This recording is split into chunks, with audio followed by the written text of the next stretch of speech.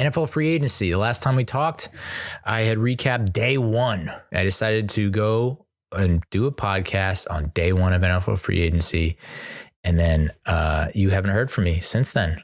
We've had days, a full week, you might say, full 7 days of NFL free agency maneuvers, moves, what have you. So I thought what we would do before we get to the Giants signings, the Giants moves, Giants transactions, is to look at our 2023 opponents. You know, I have already gone over the 2023 opponents back when they were first announced, but shit done changed since then, right? We now have NFL free agency in the mix. So what I thought I would do, I'd take a look at the 2023 opponents, take a look at some of the major moves they made, and does it really alter my decision from the very premature predictions I gave when the opponents were first announced? And then we're probably gonna do the same thing after the draft, to be real with you. And I'll always be real with you, okay? I'll never leave you because I'm loyal and committed to this relationship. I am. So we'll start with the Rams. The Rams are, I want to say, a joke? Question mark? It feels like they are in a tailspin. We mentioned this last time we talked about NFL free agency. They haven't done a whole lot. They traded away Jalen Ramsey to the Dolphins. They got back a tight end Hunter Long, who I'm not familiar with. Baker Mayfield, they're back up to Matthew Stafford. Went to the Bucs. He signed a 1-year deal with up to $8.5 million with $4 million guaranteed. So I'm going to chalk that up as a win. I don't really think we're going to have many troubles with the Rams. That being said, feels like that would be a game that we would walk into with a W penned in, and then we'll have to get out the whiteout because it could be a trap game, knowing how the Giants can have a tendency to do that, play down to some opponents sometimes.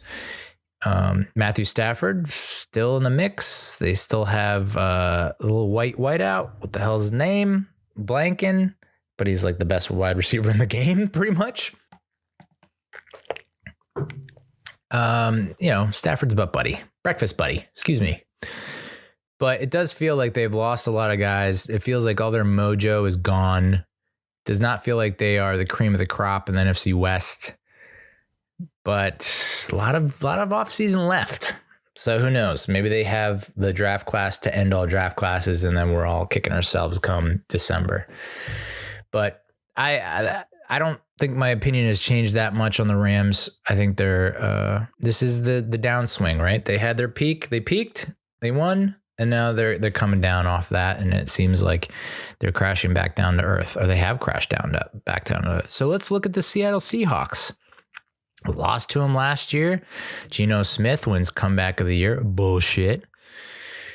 Pro Bowl year for him, 4,000 yards passing. We've already gone over his contract that he signed with the Seahawks. Good for him. I think we get their number this year. I think it was... you take out the 2 fumbles from our punt returner, Richie James, in that game last year. I think maybe we don't win, but it's a lot closer. And I think with the pieces that we have acquired already in this offseason, with the draft still to come, I think they don't know that the Seahawks have really done a whole lot other than steal our beloved safety out of Notre Dame, Julian Love. Nothing but love for Julian. I'm glad. I hope he finds peace out in Seattle. I know it's been a rocky road in New York. Very young guy. I think he's only 24, 25 years old. So it kind of hurts, especially when I don't think he signed a deal that exceeded his market value or was up to his market value, as far as I can remember. Because I remember when we talked about his market value back when I first did a review of the Giants free agents, I want to say that his market value was like somewhere around $9 million, something like that. So let's look it up. Spottrack.com, market value, Julian Love, buckle up, $7.9 million a year. And then he ends up signing a contract, and they projected 5 years for $40 million. So it's closer to it's almost $8 million a year. And he signed 2 years, $12 million. $6 million a year. And he'll be a free agent in 25. So kind of a weird move. My brain starts going to automatically goes to suspicion, because that's what it does. It's completely poisoned and toxic and needs a total overhaul. I'm looking into like electric shock therapy. I think that might be good for me. Just shock it out of the system. Old school 1950s mental institution style. Julian Love, 2 years, $12 million. That's what makes the Bobby McCain signing interesting, because I don't know the exact terms of it. But if we sign Bobby McCain for more than that, there's something going on with Julian Love. My antenna is all the way up. Radar is blinking off the charts. The sonar is going haywire. Flags are up. Like, it's just, what's going on with Julian Love that he would rather go to Seattle for a 2 year, $12 million.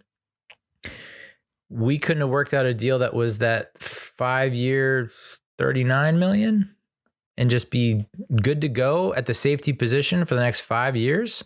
He'd be 29, 30 by the time that contract's over. It just seems like something else is going on there that we don't know about, and maybe it'll come out this season. But safeties are weird, man. I don't get safeties. I mean, you looked at when we lost Landon Collins to Washington, signed a pretty big deal, and I don't know that he really played up to that contract. You look at who was the safety for the Jets that went to the Seahawks that he ended up getting hurt, but he signed a mega contract. It just seems like safeties and big contracts, they just don't really go together, which leads me to believe that I don't know that we're going to have Xavier McKinney for beyond his rookie contract. I mean, I know people are saying feel like it's an automatic, or they feel like that's something the Giants need to focus on. I don't think the Giants are going to really overextend themselves when it comes to a safety. So we'll see, but the Seahawks also re-signed Drew Lock. I bring up this signing because I think it will help us, with our expectations for Dexter Lawrence and extending him. Defensive lineman Draymond Jones signed a 3-year, $51 million contract that pays him $35 million over 2 years, including $23.5 million in year one. So with Dexter, what is he, 24? No, 25. 4 or 5 year deal in that ballpark. Would you sign up for it? Considering a lot of the D linemen that I'm seeing that are getting signed that are average, if Dexter Lawrence plays like he played last year for the next 4 or 5 years, he's worth every penny. And they also signed linebacker Devin Bush to a 1-year deal. So am I concerned about the Seahawks? I think it'll be another close game for sure. They always, when we're both kind of competing, I'll say that, when we both have competitive rosters or teams, the games are always nice and close and entertaining. So I'm leaning towards a W just because I think they haven't done enough in the offseason. But of course, the draft is a whole nother story. The Cardinals, this is a W, and this is a win. I know that we've struggled against them in recent memory, but they signed Zach Pascal to a 2-year deal. Their tackle, Kelvin Beachum, re-signed on a 2-year, $5 million deal with $3.26 million guaranteed. He's the offensive lineman that kind of came out and scrutinized Kyler Murray. So I think there's dissension in the ranks. I think there might be some mutiny brewing in Arizona, even though he did re-sign. It just seems like they need to get their act in order. And maybe that is coming with the new regime, the new GM, the new head coach, all that. Our old buddy, Will Hernandez, one of the hog mollies, if you will, re-signed a 2-year, $9 million contract. Would you have brought back Will Hernandez on that contract, knowing that our guard situation is what it is right now? Tough to say, because he had he feels like he performed well one of those years, maybe his rookie season. Seemed like a tough guy, willing to stand up for his quarterback, but I wouldn't. It just seemed like the relationship soured. But, with the new coaching staff, who knows? I guess I'd err on the side of no, but we'll see. And then they signed Eagles linebacker Kazir White, which I think we talked about before, a 2-year deal. I still think this is a W. So that's 3-0 against the West so far. Are we going to beat the 49ers? I'm going to say no, but I think it's going to be close. I don't think you're going to see us get blown out. I don't think it's going to be a double-digit loss. I think we can keep it within a score. They, as we mentioned last week, they did sign quarterback Sam Darnold, which is interesting because they already have Brock Purdy and Trey Lance, but those are two big question marks. Trey Lance coming back off injury. Jimmy G obviously signed with the Raiders. Brock Purdy had that injury last in the playoffs in the NFC Championship game that might be more serious than we were led to believe, I think. Something like an ulnar nerve or a nerves type thing. So who knows how he bounces back. Seems like there's 3 quarterbacks, and from what I've seen from the social media reaction, it's like we're not really sure who's going to start there. Like a lot of people are for Trey Lance. A lot of people are for Brock Purdy, and Darnold's just kind of hanging out on the side like, I'm ready if you need me, which you probably will. From what I can tell from the 49ers' big moves, they really refortified the defensive side of the ball. They signed edge Clelin Ferrell to a 1-year, $2.5 million deal. Defensive lineman Kevin Givens to a 1-year extension. We talked about Javon Hargrave last week. Corner Isaiah Oliver signed a deal with San Fran, and then DB Miles Hartsfield. So it seems like they're at least bringing back a lot of guys on the defensive side of the ball. I know they lost Mike McGlinchey to the Broncos, but they already had a pretty stout defense, and for them to continue on with that tradition is, I don't see them taking that big a step back this year, unless the quarterback, you have a repeat of the quarterback situation last year and just everyone just can't stay healthy and stay on the field. So I think that's a loss, but I think that's a close loss. I think that's that loss to the 49ers this 2023 season. I put that on par with the loss to the Vikings Christmas Eve this past season. I think that's a litmus test, barometer type of game. And honestly, I think it gives us motivation moving forward after it. Say, hey, this team was in the NFC Championship game last year. Who knows? They might have gone to the Super Bowl if Brock Purdy doesn't get hurt. We'll never know. And for us to compete with them means we're at that level. We can be at the championship level. So I think that's how I see that playing out. So that's the NFC West. I think we can go 3-1 there based on what the free agency market and all the moves there. We're also playing the AFC East this year. Pats, Jets, Bills, Dolphins. The Pats they brought back a lot of guys on defense. I know McCourty just announced his retirement. I thought Jonathan Jones was supposed to retire, or there was a rumor that he was going to retire. They re-signed him to a 2-year, $20 million deal. They're bringing back Jabril, our boy, Peppers, 2-year, $9 million deal worth up to $11 million with incentives.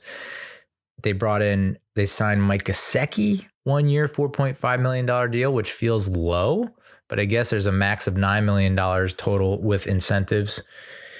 Juju Smith-Schuster. So they lose Jacoby Myers to the Raiders, and they bring in Juju Smith-Schuster on a 3-year, $25.5 million deal worth up to $33 million with incentives and $16 million guaranteed. And they signed running back James Robinson to a 2-year deal with up to $8 million.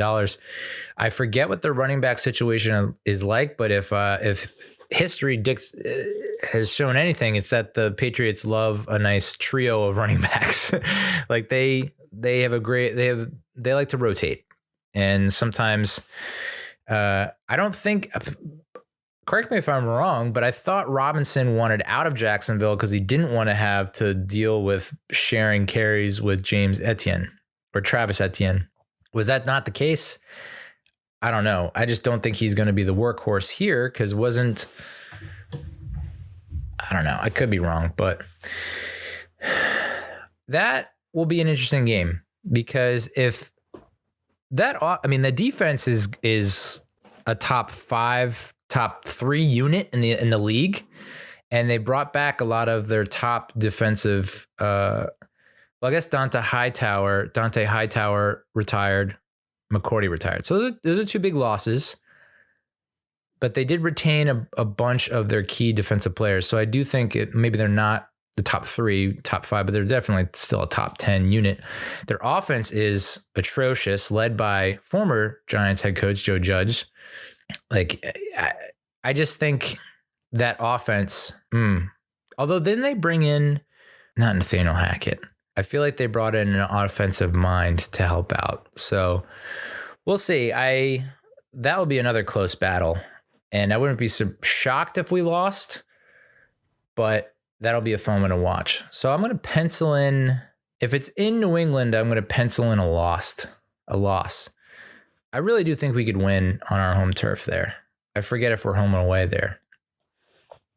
The Jets are, their future, predicting anything with them is up in the air.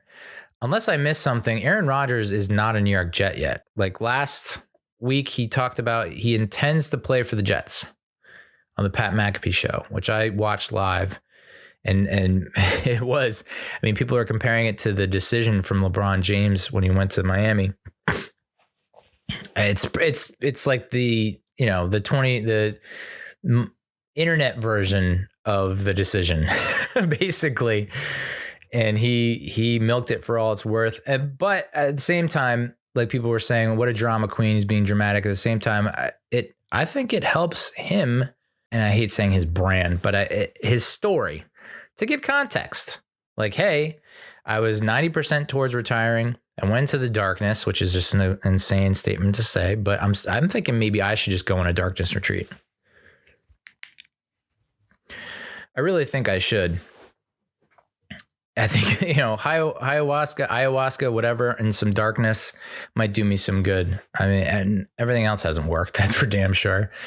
So for him to say, all right, it was 90% retiring, I go into the darkness, or before I go in the darkness, Green Bay is saying, whatever you want, we want you back. We love you. And we mean it. And instead, he goes into the darkness, comes back out, and he finds out that Green Bay's trying to trade him. And they're trying to move on from him. And they're basically saying Jordan Love is their guy. And so he got pissed at that. And once he found out it was the Jets, he's like, I intend to play for the Jets. I don't know that that's like a ringing endorsement for the Jets. It's not like, I'm dying to play for the Jets. I really want to play for the Jets. I'm so excited to play for the Jets. Like I intend to play for the Jets. It's like, oh, okay. And the Jets did sign Alan Lazard, 4-year deal, $44 million contract. So one of his top targets with Green Bay is now with the Jets. It just seems like a matter of when, it's a staring contest, a standoff at this point. Like the Jets are saying, hey, he said he intends to play for us. So it's basically a done deal. Like Green Bay, you have no leverage. Let's just make it happen, and Green Bay is still asking for the moon. Does it make the Jets a better offense? Hell yeah, dude. Like Zach Wilson feels like a mess. I haven't watched a ton of his games, so I guess that disqualifies me from passing judgment. But from the highlights I've seen, from the recourse, is that what you call it? The discourse surrounding him has been pretty negative so far. He had a pretty bad look in the post-game press conference. He's banging his mom's friends. It's just, the Jets are a better team with Aaron Rodgers at quarterback. I don't think that's up for debate. Jets did lose the defensive tackle Sheldon Rankins, who went to the Texans. It's kind of a big loss, I think. They did bring in offensive guard Wes Schweitzer, but that was to replace Connor McGovern, who signed with the Bills or the Dolphins, one of their division rivals. Solomon Thomas re-signed on a 1-year deal. They brought back linebacker Quincy Williams, 3 years, $18 million. Safety Chuck Clark was acquired in a trade with the Ravens in exchange for a 7th-round pick. Greg the Leg re-signed, and they brought in Tymus Morstead, who's got one of the longest ponytails these eyes ever done seen. So the Jets, much like the Patriots, continuing to bring back guys on the defensive side of the ball, strengthening and refortifying their defensive unit, and making one and possibly two big moves for the offense with Lazard and possibly Rodgers.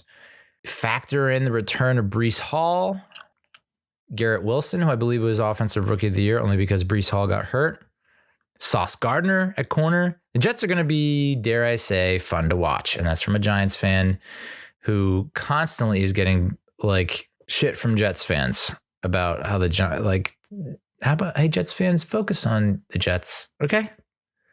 Just focus on your own team. And I'm man enough to admit that I'm going to I said this on a group text and no one gives a fuck because group texts are out of control. And I suck at group texts, so I'll just flat out say it. But the Jets could be fun to watch this year. You know, I don't think that I won't schedule a nap if they're the only game on, you know. I will tune in and I will watch. It seems like an interesting team that's on the precipice of competing. It's just the AFC East is just a bear, dude. I mean, all four of those teams are playoff caliber teams now. None of those teams feel like they're not going to make the playoffs. So I wouldn't be shocked if we're sitting here at the end of the season and all four make the playoffs. So the Jets, is that a win? I don't know. That's going to be another knockdown, drag them out type fight.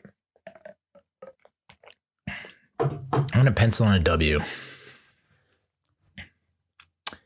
Just because I think Dable and crew, Wink, Kafka are a better coaching staff than what the Jets have.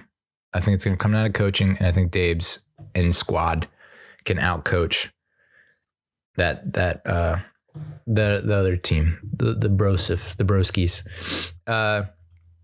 Buffalo Bills signed Kyle Allen to back up Josh Allen. So they got Allen and Allen law firm. They are expected to sign a 2-year deal with wide receiver returner Deontay Hardy. I assume that deal is done. It's worth up to $13.5 million with 9.5 base, $5 million guaranteed. We mentioned Jets guard Connor McGovern agreed to a 3-year, $23 million contract. They're re-signing Tyler Matakevich, and they signed Matt Milano to an extension. Jordan Poyer stayed in Buffalo, and there was a little discussion about possibly the Giants entertaining and bringing him in because of the Dable Bills connection, but he agreed to a 2-year deal, so he's sticking around.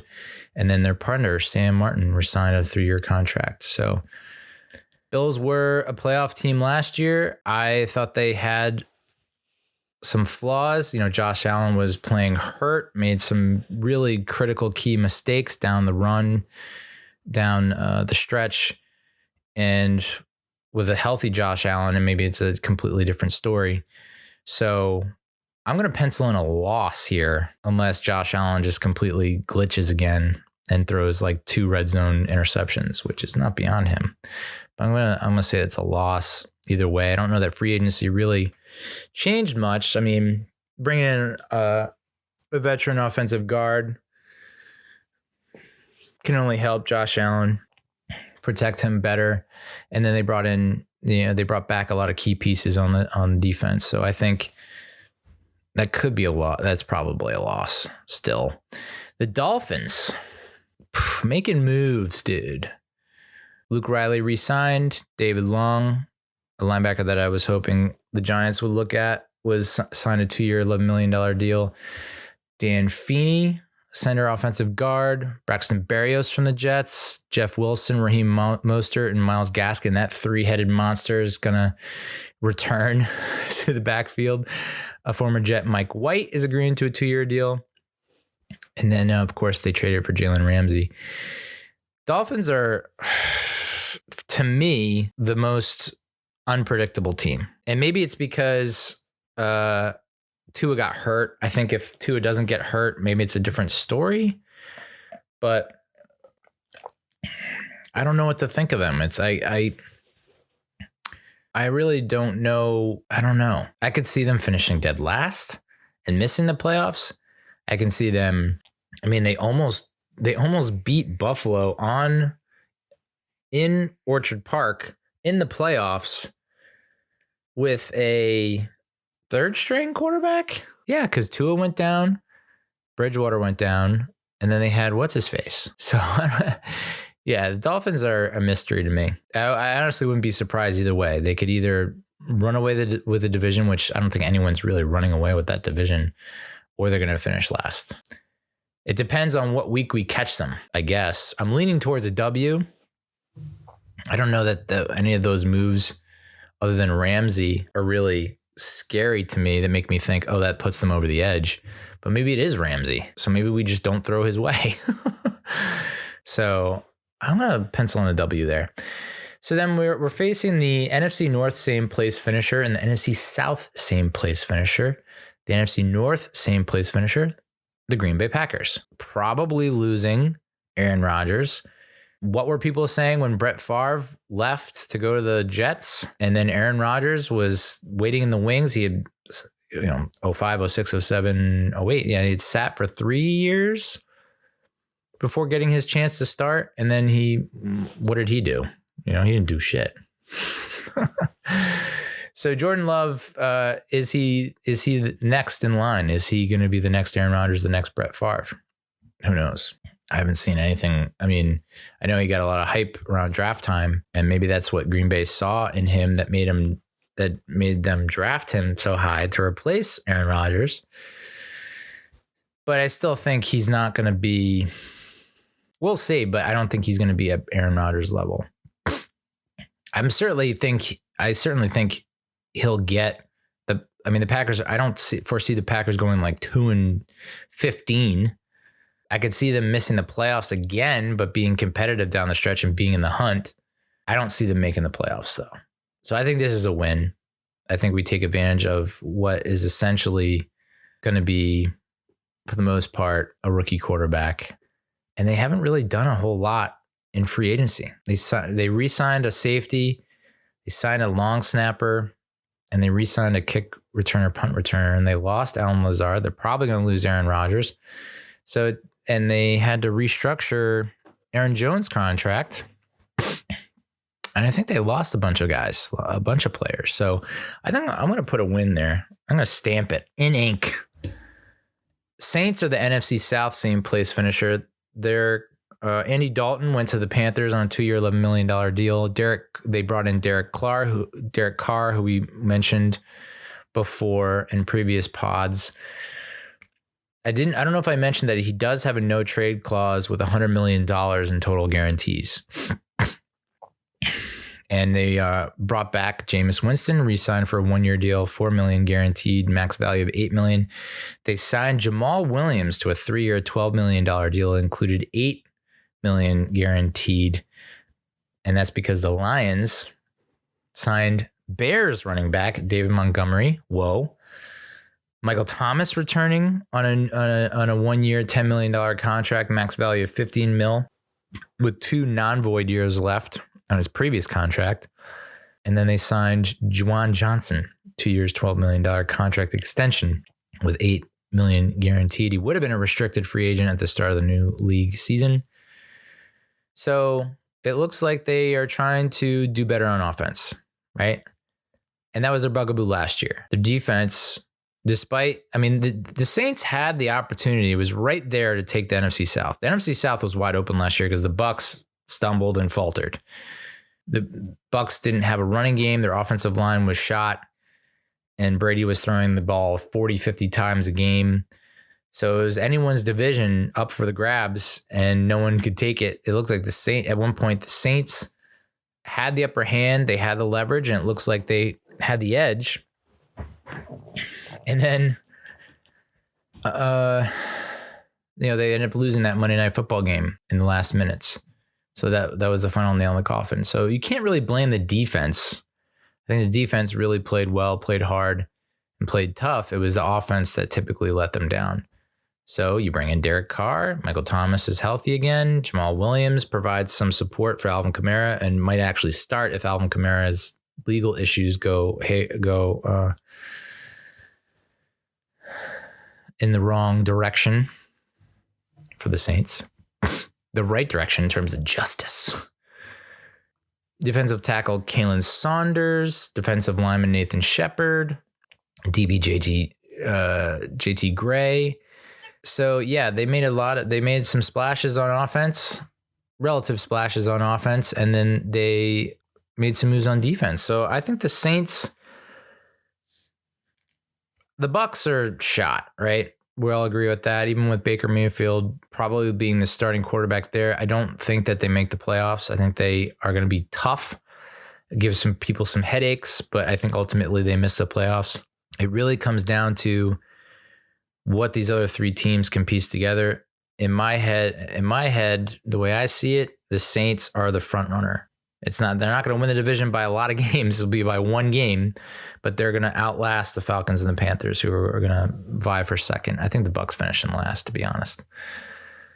So the AFC West, same place finisher. Who dat? Well, it's the Raiders, the Las Vegas Raiders. So this game has now taken on an interesting new twist, a new meaning with the Darren Waller trade. We mentioned that they signed Jimmy G, Garoppolo, signed a 3-year, $72 million contract that includes $24 million in year one. Re-signed Amir Abdullah. They put the tag on Josh Jacobs. Signed O.J. Howard, tight end. Signed Philip Dorsett, and they signed Jacoby Myers. So all offensive moves, in terms of the biggest moves, are on the offensive side of the ball. And that makes sense considering Josh McDaniels is an offensive-minded coach. So I would imagine you're going to see a lot of shootouts, which is pretty customary. It seems like that's par for the course for the Raiders, and you're going to see a lot more of that in 2023. I don't think we're going to get into that kind of shootout with them. I think they had some last time we played them in 2021. I think the Raiders had a bunch of opportunities to win that game and couldn't execute. There are a bunch of plays where Derek Carr couldn't make the throw to. It was one particular throw to Darren Waller that would have been 6, and he missed it. So I think we got kind of lucky in that game, and I think it's just going to be a different contest. I don't think it's going to be high scoring, and I do think we come out to win. So those are the out of division opponents. Let's look at the NFC East, dude. What did our friendly NFC East rivals? What did they do in free agency, and how does that change my outlook about what we can do against them in 2023? Well, the Commanders, their linebacker Cole Holcomb signed with the Steelers. They lost Taylor Heineke, who signed with the Falcons. And so instead, they brought in quarterback Jacoby Brissett, who signed a 1-year, $8 million contract that includes $7.5 million guaranteed and max value of $10 million. I don't know a lot of Commanders fans, but it seems like they're not too crazy about that move. I think they really don't like the fact that they lost Heineke, who signed for, I think, $10 million approximate annual value. So if you're bringing in Brissett for a 1-year, $8 million contract, that's your backup. They cut ties with Carson Wentz, right? Who's your starting quarterback? Sam Howell is on the roster. So is it going to be a competition between Howell and Brissett? Do they go and draft someone? I don't know. But even with that defense being as stout as it is, I think we can pencil in 2 wins against the Commanders this upcoming season.